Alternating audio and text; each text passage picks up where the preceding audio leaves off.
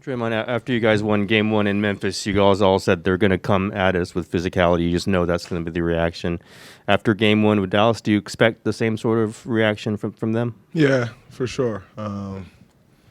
Anytime you beat a team in the playoffs, that's always going to be the number one adjustment, is just raising the level of physicality. So, yeah, we expect it. When early they were 3 for 19 in the first quarter from three, and it looked like they had a lot of good open looks. Was that defensive breakdowns, or was that part of the strategy to see if they can make shots? Ultimately, a team like that's going to get some open shots. They have a guy who draws a lot of attention, a couple guys who can draw a lot of attention, and they got a bunch of shooters. So that's the way their offense is designed. You're not going to completely take that away. Like, you have to try to make the shots tough as you can, and hopefully the ones that you can make tough can affect the ones that they get open.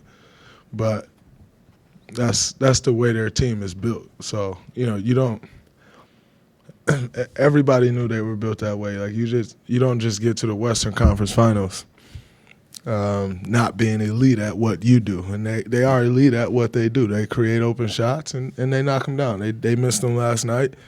We got to do a better job defensively and not giving up so many open ones. But, that's what they do, and they're good at it. Draymond, Steve the other day said when you look to score, he sees victory. When you're obviously facilitating and defense are really big staples of your game, is there like a flip or a switch you flip kind of when you say, okay, this game I am going to really look to score, versus when you maybe pass up more open looks to pass out to someone else? Yeah, there are games where I go in and say I'm going to be super aggressive, and others where I don't feel I need to be. But when I feel I need to be aggressive, I get aggressive. What's the deciding factor in I'm going to be aggressive? It just sometimes depends on how a team is guarding me.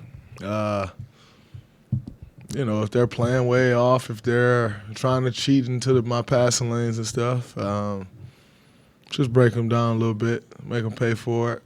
But, I usually decide based off of how a team is guarded. Draymond, Eddie over here asked Steve a little bit ago just if he expects this series to get testier, nastier. And Steve said, yes, absolutely. This is playing for high stakes right now.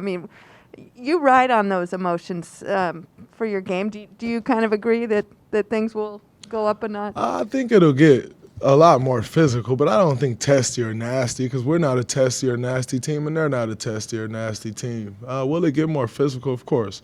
It's the Western Conference Finals. It's going to be physical.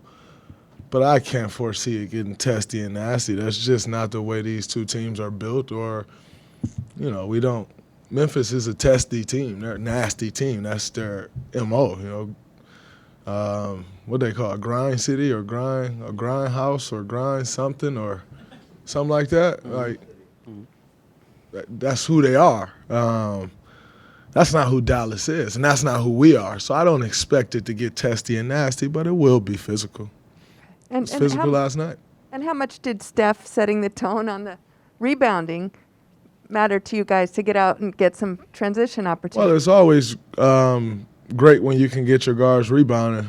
When that guard is Steph, it's incredible because the break just goes right away. And so he was absolutely incredible on the boards last night. We always speak about Steph being a great rebounder. He's an incredible rebounder. And, that's hard to guard in transition when he gets the ball and just take off. So whenever he's rebounding like that and then pushing, that's good for us. Finney Smith, I'm sure he's not alone among NBA players, but Finney Smith likes shooting threes in front of the opposing bench and turning and saying something or motioning. Last night you kind of flipped the script and blocked his three-pointer right in front of the Dallas bench. I wonder what kind of message that sends from a defensive standpoint. Just that we're not going to give up anything easy. I didn't really know about the whole in front of other teams' bench and say something. I feel like most guys say something when they hit a team three in front of the bench, because when you shoot a three in front of the bench, everybody from the opposing team yells something. And so it's kind of a natural reaction for guys to turn around and say something. So I didn't really know anything about that or make anything of it more so than that. But, yeah, I mean, I felt really good about that play because I closed a lot of space. And so I was just excited about the play. I didn't really think I was, like, sticking it to them or anything like that. It's just a fun play to make. Draymond, hi.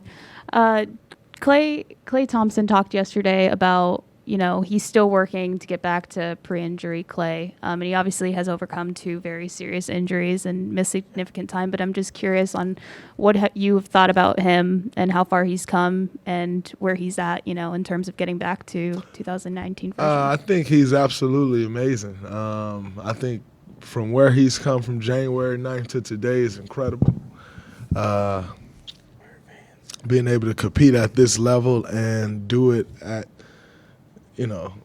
after what he's gone through is amazing. I've been seeing these narratives about like, oh, Klay Thompson this, Klay Thompson that, and he hasn't hit shots at the rate that he hit shots. But it further shows me how people don't know basketball because I've been seeing these narratives like Klay's playing bad, and I actually be leaving the game like, man, he's playing really good basketball. And so, yeah, it really just goes to show me how people can only identify if you're making or missing a shot. Because the game he's been playing on the floor and impacting winning has been the same Klay I've always been in battles with in the playoffs. So I think it's pretty funny, the narrative around. And I hope he don't believe that narrative. And it kind of sounds like he does to say, oh, I'm still working to get back. No, the hell he back. You miss and make shots all the time. I seen him. Y'all remember that shooting slump Klay had where it was ridiculous? I don't even remember what it was, but it was pathetic. And maybe he broke out of it with like 60 or something like that. Was he working his way back then? Or was he just in the shooting slump? And now are we going to say, oh, man, he's still working his way back? No, give that man his credit and what he's doing on the basketball floor. He's playing incredible basketball. If I had one complaint, it's always that we can get you any easy shot you want, and you don't have to take a tough shot. But that's Klay Thompson. He's going to take tough shots, and he's going to make some tough shots, and you got to live with that. So, yeah, people every day just further proves how they don't know basketball. And it's I get a kick out of it. Following up on that, what have you seen from Klay's defense? Because he was such an established two-way player before his injuries. I thought his defense has been really good. I think when he's picked up guys that he need to pick up, he's guarded them well. I thought, if you look at any series, he went and made it hard on Monte Morris when Monte Morris was getting off. Nobody wanted to speak on that. When Steph wasn't on Desmond Bane, it was Klay. Nobody wanted to speak about that. When it wasn't Wiggins last night, it was Klay. Nobody's going to speak about that. So I think his defense has been pretty good. Is he playing the same defense? Our game plan against Memphis was to pick up Ja lower, as everyone could see, the one person we had a problem with doing it? It's Klay, because he runs out there and pick a guy up. That's how he defends. And so this whole notion, again, maybe I'm watching a different game, but the game I've been watching, he's been defending well, he's been rebounding well, he's been boxing out, he's been doing all the little stuff that non-basketball watchers or readers or analysts or whatever you want to call the people that make this stuff up can't see. And trust and believe, I know people can't see it because apparently I still suck. So I know what people can't see. And the things that he's doing, I'm 1,000% certain people don't see it. Because I've been certain of that for 10 years now. And it actually is getting worse. It's not getting better. The amount of people that think they know the game of basketball is crazy. And these notions further prove that for me. which is Draymond, great because I continue to laugh at it. It's a really good thing. Draymond, you've had an opportunity to see Steve Kerr do this for a long time. But what is it like as a player to watch the chess match between him and opposing coach, whether it's Jason Kidd or anybody else? It's fun to go to battle with him because very rarely does he fail. Very rarely do I go into a game thinking he didn't give us an amazing game plan. And so the confidence that he has around this time of year is incredible. And you feed off it.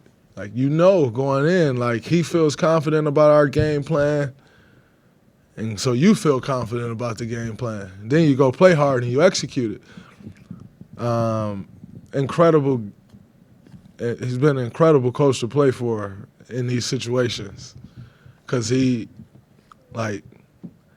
prepares he, including our coaching staff, they prepare us for everything. Like, I can't recall a game that we go into not prepared. It feels a lot like I felt at Michigan State, where there was not going to be a team that came into a game more prepared than us, especially not in the NCAA tournament. And that's how I feel with Steve. Within that space, how do you evaluate what you guys did against Luka, and how does that evolve through the series necessarily? Because they're going to make adjustments. You guys have to as well. Yeah, they'll make adjustments. As everyone does, we have some adjustments that we are making. But I thought, that was a good game plan, and it was great execution. None of it works without the other. You can go execute a garbage game plan, you're going to lose, and you can go not execute a great game plan, and you're going to lose. So neither of them works without the other. I thought the game plan was incredible. I thought Wiggins' relentlessness was great. I thought our help side defense was really good.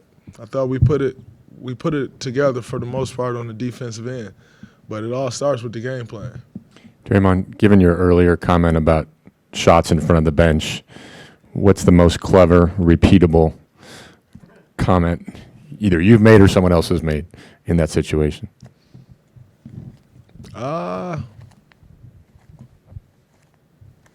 ain't so repeatable. Yeah, mine ain't that repeatable. Mine is filled with a bunch of F-bombs and other words that I won't say. So I can't really give you any of mine. What other guys say, I don't really be trying to hear it. Because as soon as somebody turn and say something, I got a lot to say. So I really don't be caring what they say. Because if you turn and you say something, you're never hearing the end of it. So I don't really care what they say. If you say something, you got to stand on that forever. So I don't know what they say. All right, Draymond, random question. In the playoffs, the emotions get heightened, obviously, off the court and especially off the court, maybe.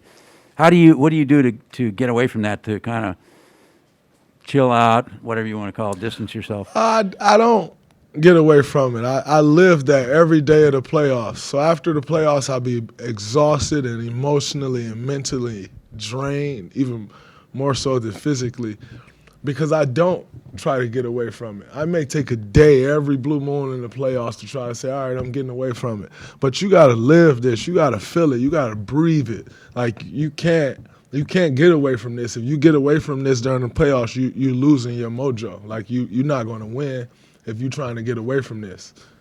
This is everything you got. You have to go into this if you're trying to win a championship. So I don't really get away from it, and my family feel that, my friends feel that, everybody around me feel that. I don't get away from it. What am I trying to get away from? A championship? It's enough guys running away from that. I don't need to join that group. I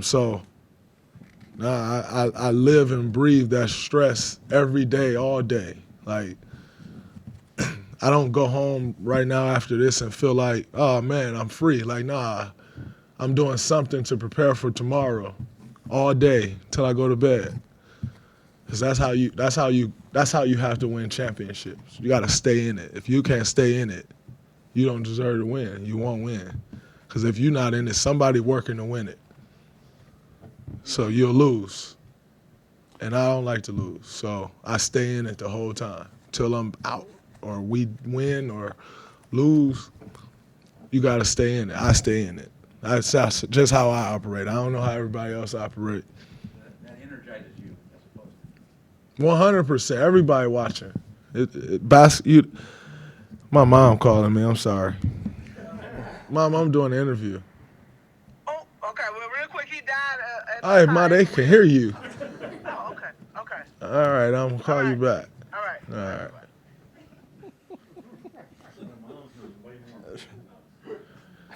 Yeah, she. Guy passed away or got killed or something. I don't know. She trying to tell me. I don't even really know. But I grew up with. But I don't know. But yeah, I mean, you have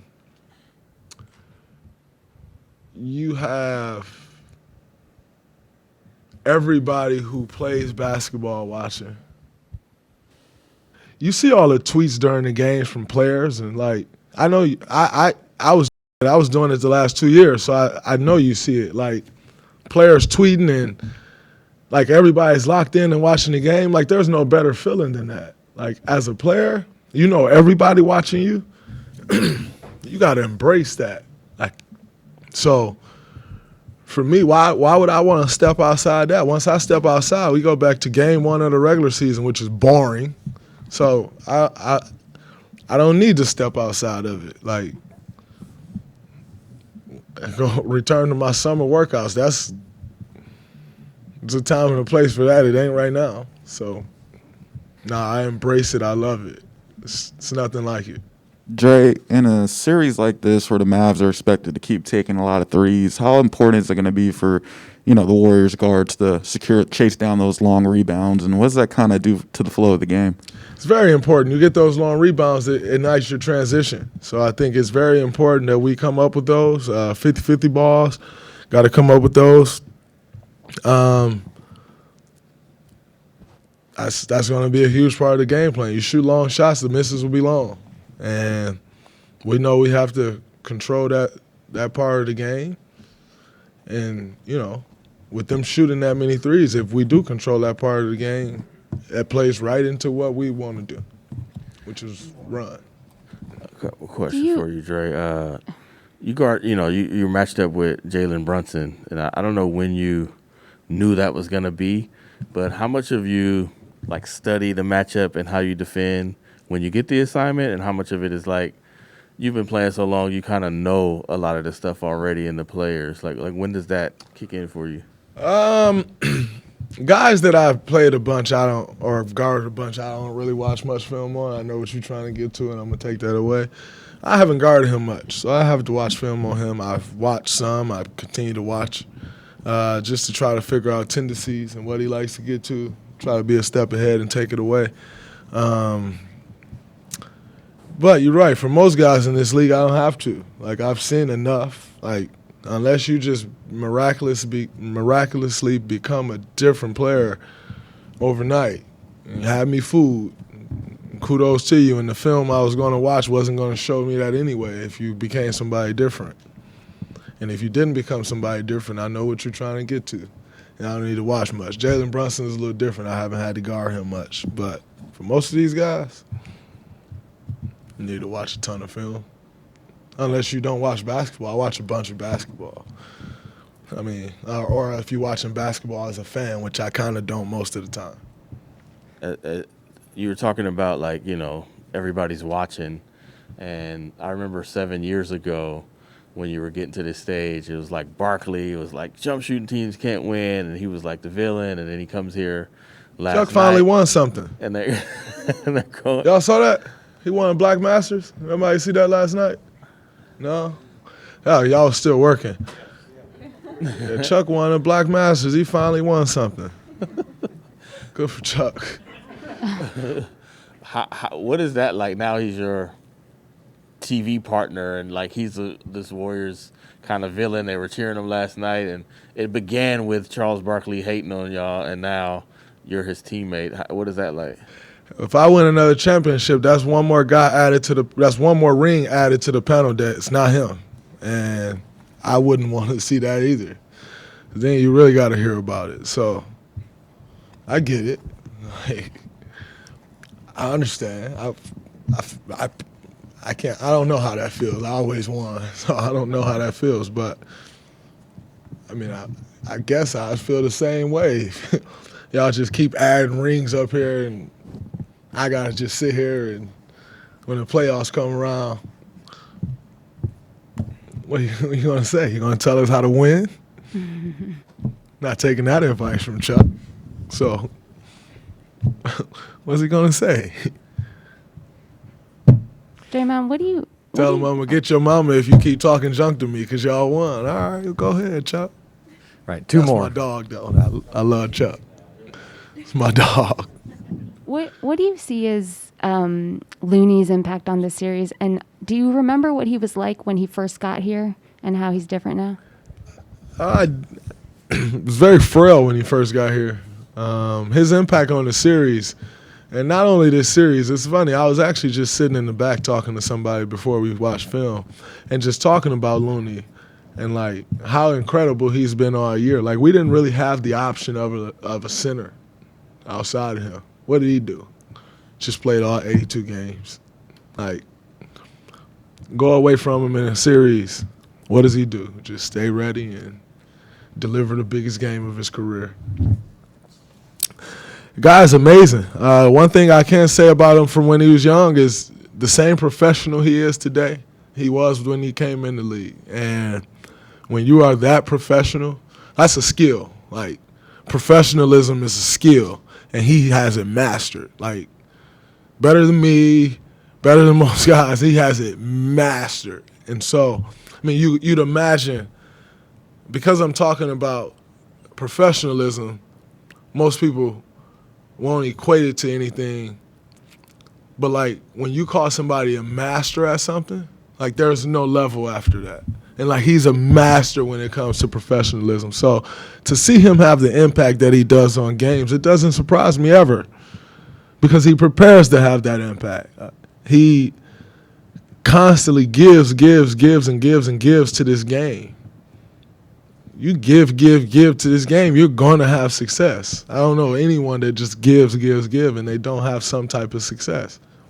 So his success is earned, and it's not a surprise at all to those that watch him work on a daily. What do you mean by that he gives to the game? He works. He's always doing something. He's doing little things to get his body ready. You know, everybody has different bodies. Everybody has different body types. What do you have to do to get your body ready to go? And that's what he constantly does day in and day out. And you just can't say that about, as sad as it is, you cannot say that about many people in this league. Draymond, I asked Steve a little bit ago, I said, hey, is there a template that you can go back to as far as a game plan to a specific player you've played in the playoffs or a team that's similar to this Dallas team as far as a roster construction or a style? Houston. And he mentioned Houston in that. And is that the same answer for you in that? What's the similarity differences between that 2018 Houston team, James Harden, Luka, and this team? There's a lot of similarities. You got one guy who has the ball a lot, and he makes plays for everybody, and he is incredible at doing it. And you have a bunch of guys that can shoot the lights out the ball, and that guy is good enough to find them no matter where he is on the floor, what position he's in, how many people's around him. It's a lot of similarities.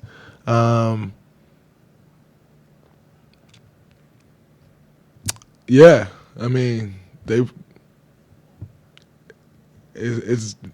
definitely similar. I think